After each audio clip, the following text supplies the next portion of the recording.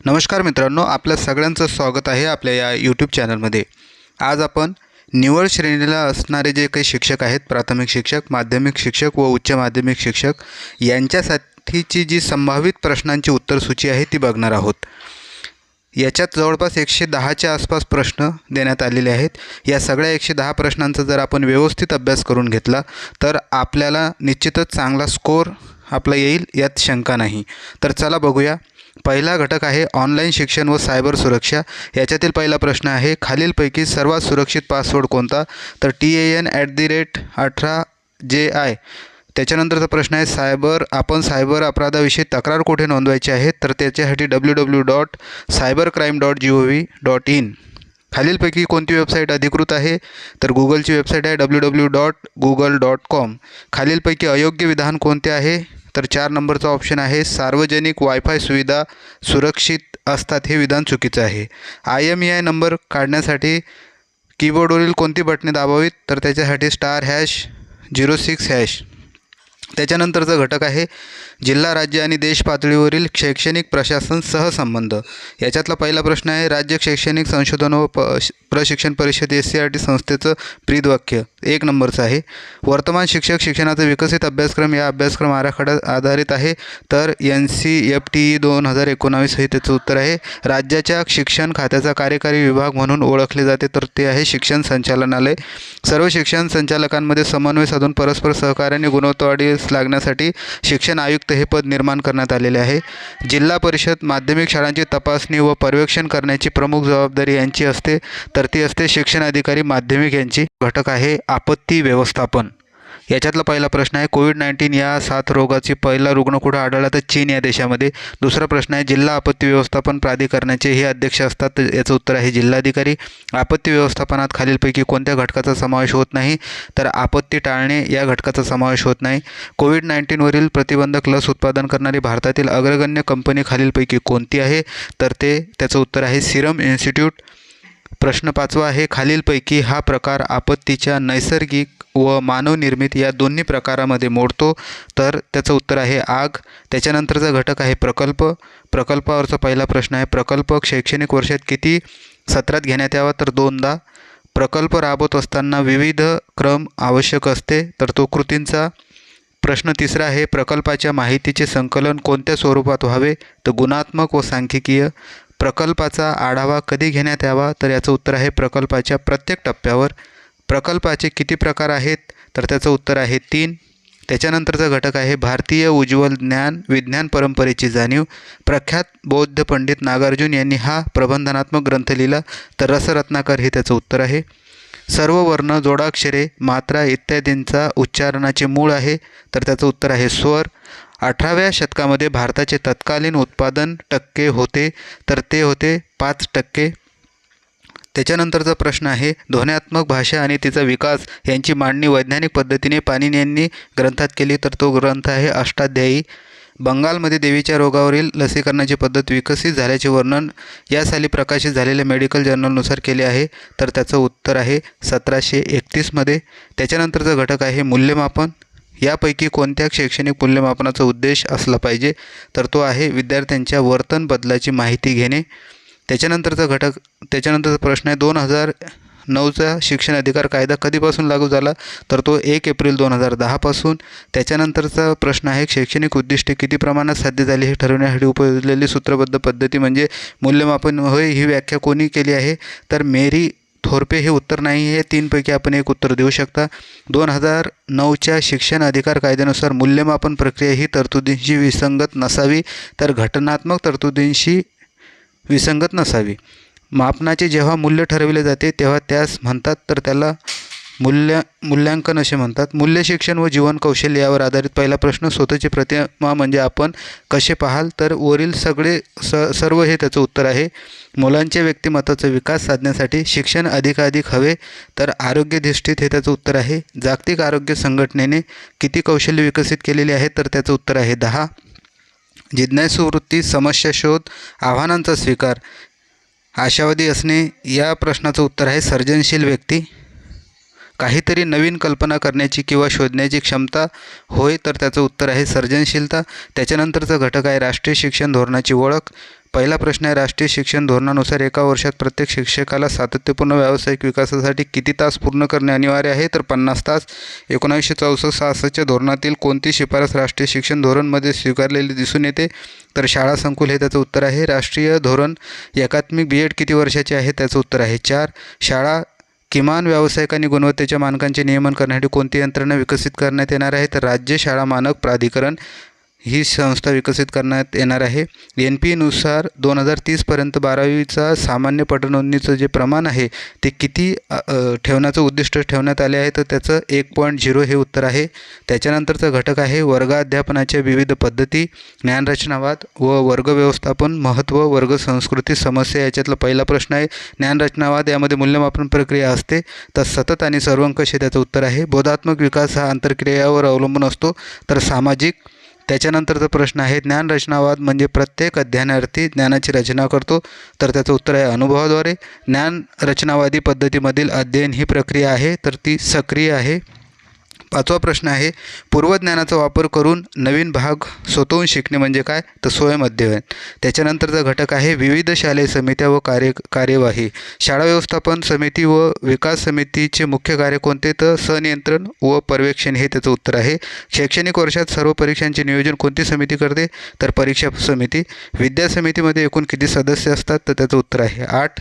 शिक्षण समितीचा कालावधी किती वर्षाचा असतो? तर त्याचं उत्तर आहे 5 वर्ष. उच्च माध्यमिक स्तरावर शाळा संहितेनुसार कोणत्या समितीचे गठन करणे अनिवार्य आहे? तर त्याचं उत्तर आहे शाळा समिती.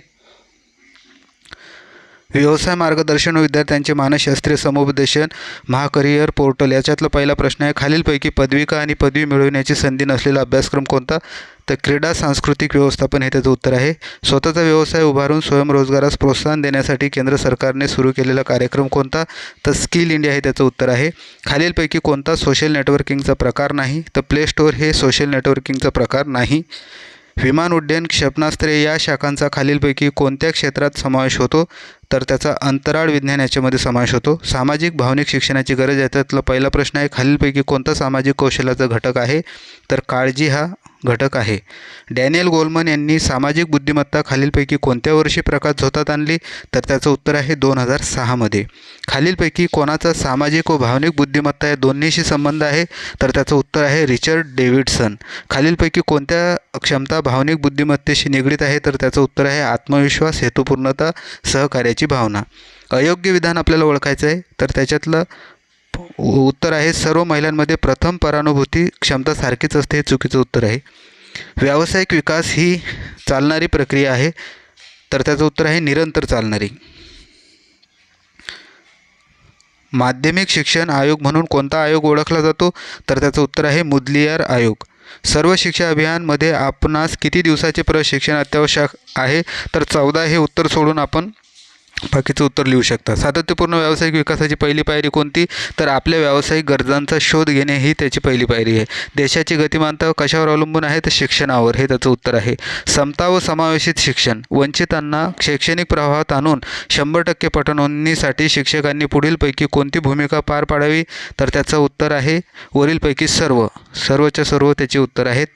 विविध प्रकारच्या शारीरिक, मानसिक, बौद्धिक, शैक्षणिक क्षमतेचा भेद न करता संधीची समानता देणे म्हणजेच समावेशित शिक्षण होय. स्पीच थेरपी कोणत्या विशेष विद्यार्थ्यांसाठी असते? तर अध्ययन अक्षम विद्यार्थ्यांसाठी असते. असंबंध, हालचाल व असमतोल, अव्यवस्थित शरीराची ढब अशा वर्णनाची मुले खालील गटात मोडतात, तर त्याचं उत्तर मतिमंद हे आहे. कोणत्या बालकाचे जग हातात मावणारे असते? तर याचं उत्तर आहे दृष्टीहीन असणारे बालकांचे. कृती संशोधन.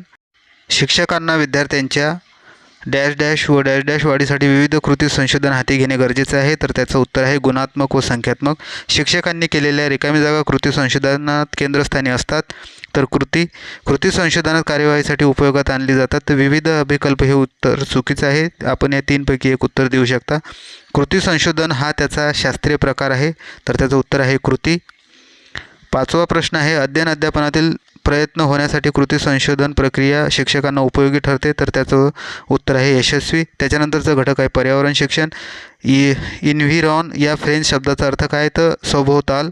सजीवांच्या सृष्टीची पत कोण ठरवतात, तर भूजल, खडक, माती. वरीलपैकी तिन्ही घटक त्याचं उत्तर आहे. निसर्ग साखळी सुरळीत राहण्यासाठी खालीलपैकी कोणाची भूमिका महत्त्वाची आहे, मानव, प्राणी, वनस्पती. वरीलपैकी सर्वांची भूमिका महत्त्वाची आहे. आंतरराष्ट्रीय पर्यावरण परिषद कोणत्या वर्षाला भरवण्यास सुरुवात झाली, तर याचं उत्तर आहे 1975मध्ये. आजची जैवविविधता ही किती वर्षाच्या उत्क्रांतीचे फलक आहे, तर याचं उत्तर आहे 3000 दशलक्ष. त्याच्यानंतरचा घटक आहे नवोपक्रम. त्याच्यातला पहिला प्रश्न आहे उपक्रमाचे नियोजन असावे. त्याचं उत्तर पहिलं आहे अध्ययनाध्यापनातील कमी करून त्यात नाविन्यता साचेबद्धता, हे त्याचं उत्तर आहे. नवोपक्रमाच्या कार्यवाहीचे सर्वसाधारणपणे टप्पे असतात, तर 8 हे चुकीचं उत्तर आहे. आपण या 3पैकी 1 देऊ शकता. नवोपक्रम करताना करावे व आवश्यक वाटल्यास अंशतः बदल करावेत, तर त्याचं उत्तर आहे लेखन. इतरत्र झालेला उपक्रम नवोपक्रम कर्त्याला शिक्षकाच्या कार्यक्षेत्रात पहिल्यांदाच होत असेल तर स्थलसापेक्ष नवीनता, हे त्याचं उत्तर आहे. त्याच्यानंतरचा घटक आहे मूल्यांकन. पहिला प्रश्न आहे शिक्षणात संज्ञा, शैक्षणिक तयारी, शैक्षणिक प्रगती, कौशल्य संपादन किंवा विद्यार्थ्यांच्या शैक्षणिक गरजांचे मूल्यांकन, मोजमाप आणि दस्तऐवजीकरण करण्यासाठी वापरलेल्या विविध पद्धती किंवा साधनांचा संदर्भ देते. त्याचं उत्तर आहे मूल्यांकन. प्रश्न दुसरा आहे रेटिंग स्केलद्वारे विद्यार्थ्यांचे कोणते मूल्यांकन करू शकता, तर उत्तर आहे गुणवत्तेची पडताळणी. मूल्यांकनाचा जनक कोणाला म्हटले जाते, तर झिंगल फ्राईड. हे उत्तर चुकीचं आहे. आपण या 3पैकी 1 जे आपणास योग्य वाटेल ते उत्तर देऊ शकता. शिक्षक विद्यार्थ्यांच्या दैनंदिन व वार्षिक कामाचे मूल्यांकन कोणत्या साधनाद्वारे करू शकतात, तर त्याचं उत्तर आहे पोर्टफोलिओ. संकलित मूल्यमापनाचे मूल्यांकन करून निश्चिती करता येते, तर श्रेणींची 21व्या शतकाचे कौशल्य. याच्यातील पहिला प्रश्न आहे गृहीतक म्हणजे काय, तर तुम्ही गृहीत धरलेली कल्पना, हे त्याचं उत्तर आहे. प्रश्न दुसरा आहे खालीलपैकी कोणत्या संप्रेषण प्रक्रियेचा घटक नाही, तर प्रबलन हे घटक नाही. सर्जनशीलतेच्या घटकाबद्दल खालीलपैकी कोणता संच योग्य आहे, प्रभावीपणा, लवचिकता, मौलिकता आणि विस्तार. चिकित्सक विचारवंतांचे पुढीलपैकी कोणते वैशिष्ट्य नाही, तर त्याचं उत्तर आहे तो आपल्या मानाच्या मर्यादा ओळखण्यास नकार देतो व सातत्याने. त्याच्यानंतरचा प्रश्न आहे सर्जनशील मूल्यांमध्ये खालीलपैकी कोणते वैशिष्ट्य आढळते, तो मूळ, विचार व अभिव्यक्ती, हे त्याचं उत्तर आहे. त्याच्यानंतरचा घटक आहे ताणतणावाचे व्यवस्थापन. भाकरी, पोळी, भात या अन्नामध्ये घटक असतात, तर पिष्टमय, हे त्याचं उत्तर आहे. आरोग्य ही देणगी नसून संपादन करण्याची बाब आहे, तर याचं उत्तर आहे निसर्गदत्त. साथीच्या रोगाला मोठ्या प्रमाणात प्रतिबंध करता येतो, तर त्याचं उत्तर आहे लसीकरणामुळे. पातंजली योगसूत्र या ग्रंथात योगविषयक सूत्रांची मांडणी करून योगाची नमूद केली आहे, तर त्याचं उत्तर आहे 8. तणाव म्हणजे असंतुलनामुळे तयार होणारी मनाची अवस्था होय, तर त्याचं उत्तर आहे मानसिक. अध्ययन अध्यापनातील नवसंकल्पना. याच्यातला पहिला प्रश्न आहे एकात्मिक दृष्टिकोन म्हणजे शिकण्याचे तयार करणे आहे, तर अनुभव, हे त्याचं उत्तर आहे. गोष्ट सांगताना आवाजात आरोह अवरोह असावा, हे त्याचं उत्तर आहे. एकात्मिक दृष्टिकोन अनुभव तयार करतो, तर शिकण्याचे, हे त्याचं उत्तर आहे. त्याच्यानंतर चौथा प्रश्न आहे बोधकथामधून समोरच्या व्यक्तीपर्यंत पोहोचला गेला पाहिजे, तर त्याचं उत्तर आहे कथेतील पात्र. पाचवा प्रश्न आहे पुनरावृत्तीच्या वापराद्वारे विद्यार्थी दृढ करतो, तर त्याचं उत्तर आहे संकल्पना. त्याच्यानंतरचा घटक आहे मूल्य शिक्षण. याच्यातला पहिला प्रश्न माणसाला गुणसंपन्न स्वावलंबी करणारे शिक्षण म्हणजेच होय, तर मूल्य शिक्षण, हे त्याचं उत्तर आहे. प्रभावी व्यक्तिमत्वाने अभिन्न अंग म्हणजे वक्तशीरपणा, हे उत्तर आहे. नीटनेटकेपणाचे प्रतिबिंब दिसून येते, तर त्याचं उत्तर आहे व्यक्तिमत्वामध्ये. राष्ट्रीय जीवनात नांदण्यासाठी एकोपा, हे त्याचं उत्तर आहे. नांदण्यासाठी धर्म, याच्यातलं एकोपा. प्रश्न 5वा आहे हे मानवी जीवनाच्या सौंदर्यविषयक जाणीवेतून निर्माण झालेले मूल्य आहे, तर त्याचं उत्तर आहे नेटनेटकेपणा. तर अशा प्रकारे आपण जवळपास 110 प्रश्न या ठिकाणी बघितलेले आहेत. तर वरिष्ठ वेतन श्रेणीसाठी ते मग प्राथमिकचे असो, माध्यमिकचे असो किंवा उच्च माध्यमिकचे असो, आपण जर हे 110 प्रश्न व्यवस्थित जर बघून घेतले तर आपणास आपली जी चाचणी आहे ती सोडवण्यास नक्कीच मदत होईल. मित्रांनो, आपणास जर हा व्हिडिओ आवडला असेल तर आपल्या या व्हिडिओला लाईक करा, शेअर करा आणि आपल्या या यूट्यूब चॅनलला सबस्क्राईब करा. भेटूया परत एकदा नवीन व्हिडिओसह. धन्यवाद.